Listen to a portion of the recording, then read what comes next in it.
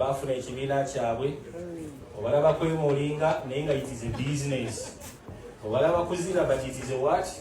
It is business. Era mukwenyola mukwemulinga you have to respect them because it is a what? It is a business. Asobola okujja ku mukolo gwo nga yafiiriddwa naye n'otamanya nti yafiiriddwa because alina okutambuza business. Bavubuka boolengedde era baddayo eka bakyala baabwe ne babalinza ne bagamba baliwa.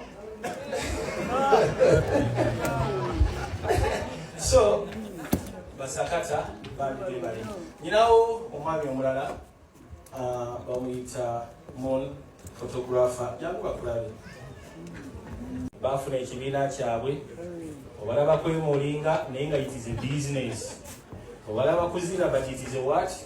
It is business. Era mukwenyola mukwemulinga you have to respect them because it is a what? It is a business.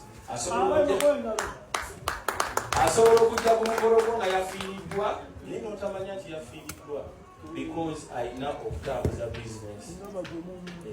Bavubuka boolengedde era baddayo eka bakyala baabwe ne babalinza ne bagamba baliwa.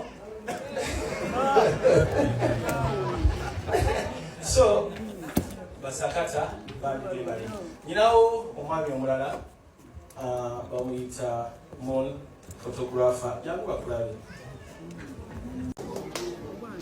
era muhabbati ogw'ekitalo ennyo Kamali baby